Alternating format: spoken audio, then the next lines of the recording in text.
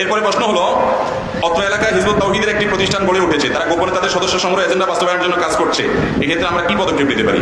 ভাইরা আমার, আপনাদের কাজ হবে একজন মুসলমানের জন্য আদর্শ পথ এবং পদ্ধতি কি, কোরআন এবং হাদিসের আলোকে মানুষকে সেটা বুঝাবেন, সেটা বোঝানো আপনাদের দায়িত্ব।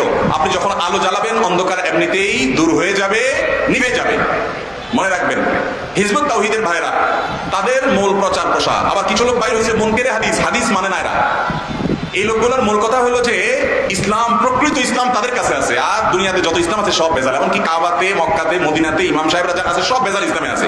শুধুমাত্র আসল ইসলাম আছে ওইসব ভাইদের কাছে যাদের মুখে ভালো করে দাড়িটাও নাই, কোরআন কারীমের আয়াত শুদ্ধ করে তেলাওয়াত, পেটে বোম মারলেও বের হবে না, আরবি কোরআন আরবিতে, হাদিস আরবিতে, সে আরবি ভাষা সম্পর্কে একটা বাচ্চা মাদ্রাসার যে ধারণা রাখে, সে ব্যাকরণ, গ্রামার, আরবি সে সম্পর্কে ধারণা নাই, কিন্তু উনি প্রকৃত ইসলামের ধারক বাহক। নবীজি সাল্লাল্লাহু আলাইহি ওয়াসাল্লাম বলেছেন, মান ক্বালা হালাকান নাসি ফাহুয়া আহলাকুহুম, যে বলবে সবাই ধ্বংস হয়ে গেছে, সমাজে সব গোমরা, আমরা কয়েকজন মানুষ শুধু হকের উপরে আছি, নবীজি বলছেন তাই বুঝে নিবা ওরাই হলো সবচেয়ে বড় গোমরা। এরা নারী পুরুষদেরকে যেভাবে মিলে মিশে একাকার করে বিভিন্ন প্রোগ্রাম করে, আমার নবী করিম সাল্লাল্লাহু আলাইহি ওয়াসাল্লাম বলেছেন, খায়রু সুফুফির রিজালি আউয়ালুহা ওয়া আখিরু সুফুফিন নিসাই আখিরুহা ওয়া খায়রু সুফুফিন নিসাই আখিরুহা।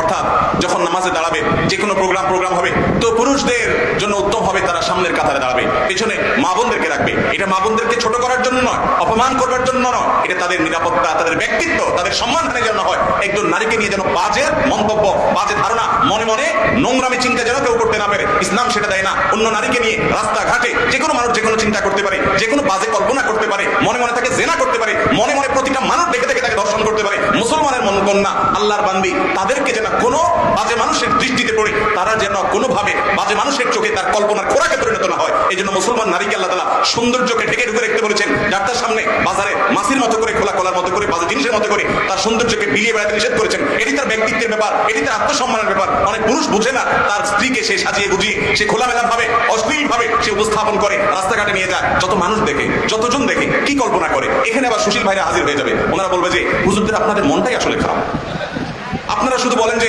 মেয়েদেরকে দেখলেই বাজে চিন্তা হয়, আপনাদের চরিত্রটাই খারাপ, আপনাদের বাজে চিন্তা হয়। ওই ভাইরা আমাদের ফেরেশতার মতো, ওনাদের মনে কখনো বাজে চিন্তা হয় না, কোনো বাজে কল্পনা হয় না। আপনারা যারা আছেন এখানে সবাই পুরুষ আছেন, বেশিরভাগ কেনা সবাই প্রায় অ্যাডাল্ট মানুষ আছেন, ভাই আপনাদের মনে কোনো বাজে জিনিস দেখলে বাজে চিন্তা আসে কিনা আমি জানি না, কিন্তু আমাদের এই ভাইরা যারা সুশীল বলেন, ওনাদের মনে কোনো এই সমস্ত ফালতু চিন্তা কখনো আসেন না। আল্লাহর জমিনে এর চেয়ে বড় ফেরেশতার কোথায় পাবেন না?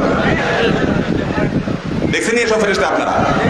এই ফেরেশতারা হয় মিথ্যাবাদী, আর নাহলে নপুংসক, হয় মিথ্যুক আর না হলে ডাক্তার দেখাইতে হবে। বেটা, তোমার অশ্লীল দৃশ্য দেখার পরে, অশ্লীল মেয়েকে দেখার পরে তোমার তার সম্পর্কে একেবারে পবিত্র চিন্তা আসে, তোমার মা